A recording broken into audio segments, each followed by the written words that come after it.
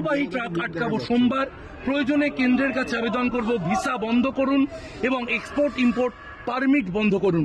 বাংলাদেশ সরকারকে সংখ্যালঘুদের নিরাপত্তা দিতে বাধ্য করা যেতে পারে। হিন্দুকে নিরাপদ করতেই হবে। বাংলাদেশ শুধু মুসলমানের নয়, বাংলাদেশ হিন্দুর, যে সারা পৃথিবীর মানুষ আমাদের পক্ষেই কিন্তু কথা বলবে। ইসকন কোনো জঙ্গি সংগঠন নয়।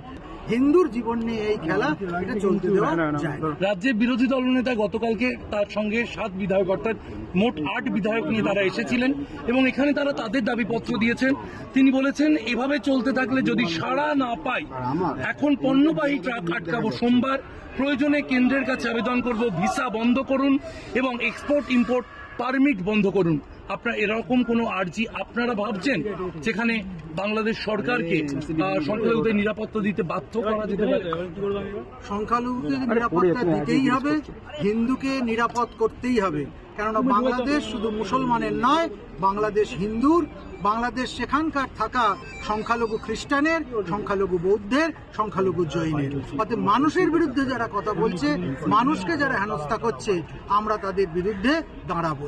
আপনাদের কোন সদস্য আজকে আহত বা গ্রেফতার? একটা নির্মম হাস্যকর একটা ব্যাপার যে ইসকন সারা পৃথিবী জুড়ে আন্তর্জাতিক স্তরে মানবতার পক্ষে কথা বলে, ধর্ম প্রচার করে, অহিংস কথা বলে, তারা নিরামিষ ভক্ষণ করে, তাদের বিরুদ্ধে এ জাতীয় কথা এটা মেনে নেওয়া যায় না।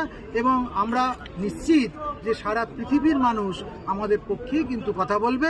ইসকন কোনো জঙ্গি সংগঠন নয় যে ইসকনকে সেখানে ব্যান্ড করে দেওয়া এত সহজ।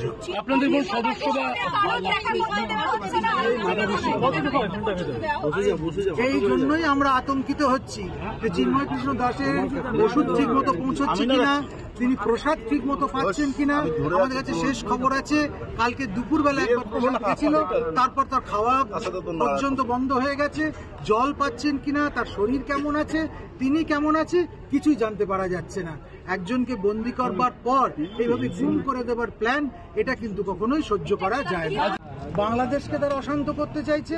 ভারতের মতো এই উপমহাদেশের সবচেয়ে বৃহত্তর যে শক্তি, তাকে ধ্বস্ত করে দিতে চাইছে এবং এই দিকটাতে সম্পূর্ণরূপে একটা রক্তক্ষয়ী ব্যাপার করে ইসলামিক স্টেট করে দেবার চেষ্টা করছে। আমরা আরো বৃহত্তর আন্দোলনের পথে যাব, যেখানে সাধুরা এইভাবে অত্যাচারিত হচ্ছে, যেখানে সাধারণ মানুষ অত্যাচারিত হচ্ছে, আমার মা বোনেরা রক্তাক্ত হচ্ছে, তাদের ইজ্জত নিয়ে নিচ্ছে, সেখানে আমরা সাধু বলে চুরি পরে বসে থাকবো না।